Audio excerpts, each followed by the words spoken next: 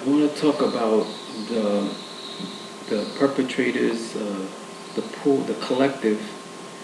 They have a pool of perpetrators that it's involved with voice of skull, telepathy, and energy weapons. The pool is what they get the information from.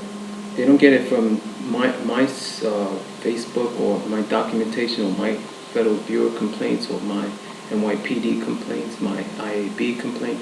They don't get it from that information. They seem to get it from some kind of telepathy or voice of skull hearsay, etc. And they're focusing on a hearsay and implication rather than getting facts.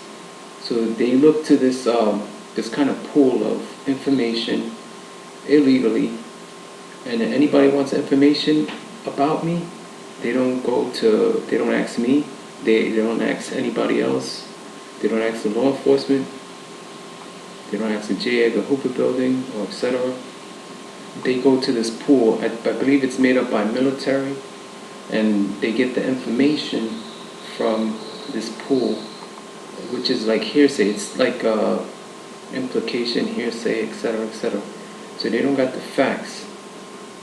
So they're able to fabricate and switch facts in this pool of, and they involve me in some kind of other, like they imply crimes or etc. And they involve me in a lot of stuff that I have nothing to do with, like other people's problems, etc., of marriage problems or other crimes, basically, that I have nothing to do with. I'm not a witness to the crime. I have nothing to do with the crime. I never committed the crime.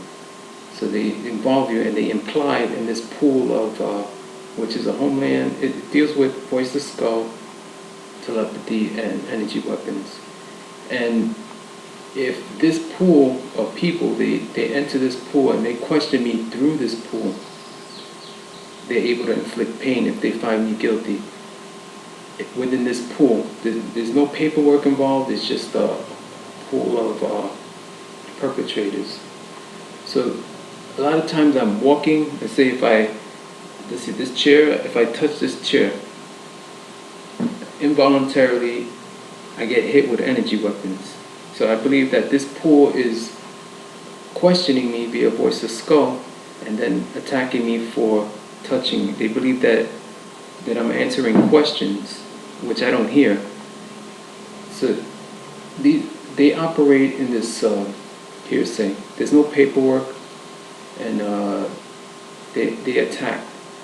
And there's a lot of voice of skull saying that's just the way it is, or the government is corrupted. And they have to figure out who's in that pool and who's using that pool of interrogation, etc. The government people, they're corrupted. But torturing a human being every day is just inhumane. Anybody who is involved in torturing or who ignores torturing should be thrown in jail. If you work for the government and you ignore the fact that people are getting tortured, you should be thrown in jail. Torturing is a capital punishment. That's a crime. The military torturing is a crime. They pick out information from the pool and then they torture. And there's no facts. You need facts. The person is picked up, arrested, or is told their wife is cheating on them, or etc. You get facts, and then you tell the husband, or etc. Or you pick up the person and you apprehend them. There's paperwork done. The perpetrators just hearsay in this pool, and then they attack the victim, which is myself. They attack me for moving. If I move my hand involuntarily, if I want to pick up a phone, if I want to pick up this phone involuntarily, and I decide not to, I go, I don't feel like calling. They hit me. They read this. They know I'm gonna pick that up and then put it down and decide. and it's possibly telepathically done.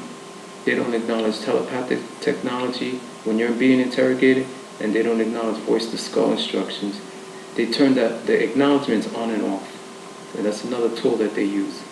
So if a perpetrator threatens you, they need paperwork, and they can't threaten you. People have the right to remain silent if they committed a crime. If they just have the right to remain silent. These military, they operate in some kind of, this is a time of war, etc., etc. It's U.S. military that target and it's possible that they attack with other countries, like they imply to Russia or China, etc. And they say, oh, watch this guy, he's this or that or the other in that pool, and they think they're helping, and then they attack you. It's possible that the U.S. military does that. There's no paperwork involved. You shouldn't attack anybody at all. But there's a lot of human trafficking done via voice-to-skull. That's another topic that I've documented before. So you got to be careful with perpetrators. They're sick people. They're persistent in trafficking women, trying to rapture them in my name, inviting women here in my home to Puerto Rico without me saying a word. I just hear the voice-to-skull saying it. And I don't invite anybody, and I haven't invited any females, etc. And I don't invite them in via voice-to-skull at all. I could be sitting there and cleaning the yard, and the voice-to-skull is talking and talking. So there's more than likely traffickers on this island that are affiliated with human trafficking of voice-to-skull technology. You got to be careful. Don't listen to the voice-to-skull. Sometimes they demand information, or they tell victims what to do. It's illegal. You should document everything on a note and place it online. Whatever they say, whatever they do, like if they inflict pain, document, put it in a note, and just place it online. And let other people see what they're doing. Leave out, if you're a witness to a crime, or if you know of a crime, etc., leave out that stuff, unless they break into your house or something. If it's done to you, a crime against you, then document. But if you know of a crime or something, leave that out, because you don't want to get your friends in trouble, etc. So they cause crimes.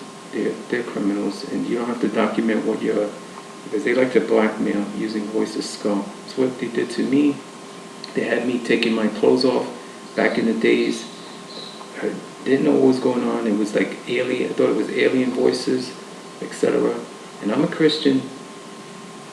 They did a lot of things. It was to make me look crazy in front of my father. I don't know if he saw me, but they did a lot of crazy things. So if they did that to me, a former NYPD employee and a Christian, then God knows what they do with these women. And if the women were affected with this thing, they should speak out. They should warn other women. They shouldn't stay shut. It appears that these perpetrators using psychology on the women, and they're so-called turning them out, and then they're hear stuff like that. They're persistent in trafficking, and what it does is it spreads corruption and trafficking via voice-to-skull. Ramon Gonzalez Morsiglio, just document what my name is. The date and the place or location should be right up here.